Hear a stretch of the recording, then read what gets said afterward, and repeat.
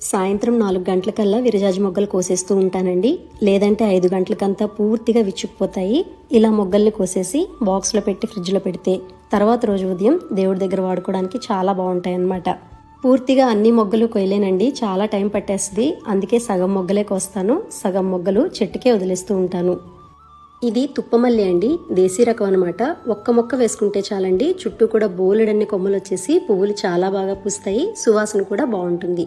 ఇవన్నీ కూడా ఒక్క మొక్క నుంచి వచ్చిన మల్లె మొగ్గలేనండి. సగం మొగ్గలే కోసాను, ఇంకా రెండింతల మొగ్గలు చెట్టుకే ఉండిపోయాయి. బొండు మల్లి పువ్వుల్ని మాత్రం ఉదయం వేళలోనే కోస్తానండి. మొగ్గల్ని మొక్కకే ఉంచేస్తే ఉదయానికి పువ్వు చాలా పెద్దగా అందంగా విచ్చుకుంటుంది, సువాసన కూడా బాగా వస్తుంది. మల్లె పువ్వులు మొదటి కాపు పుయ్యడం అయిపోగానే ఇలా కొమ్మలకి ఉన్న ముదర ఆకులన్నింటినీ దూసేసుకుంటూ ఉండాలి. అప్పుడే మనకి కొత్త చిగుర్లు వచ్చి మొగ్గలు బాగా వేస్తాయి. జూలై నెలాఖరు వరకు కూడా మల్లెపూలు పూస్తూనే ఉంటాయి. ఇవి దొంతర మల్లెపూలండి, వీటిని కూడా ఉదయం వేళలోనే కోస్తాను.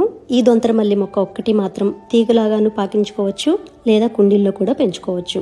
ఎప్పటికప్పుడు ప్రూనింగ్ చేసుకుంటూ ఉంటే గుజ్జుగా పెరిగి పువ్వులు చాలా బాగా పూస్తాయి. నేనైతే తీగలాగా డాబా మీదకి పాకించుకున్నాను, కుండీల్లో కూడా వేశాను. ఇదిగోండి, విరజాజి మొగ్గల్ని ఫ్రిడ్జ్లో పెట్టడం వల్ల ఉదయానికి ఇలా అందంగా ఉంటాయి. దేవుడి దగ్గర పోస్తే సాయంత్రం వరకు కూడా వాడిపోకుండా ఉంటాయి, మంచి సువాసన వస్తాయి.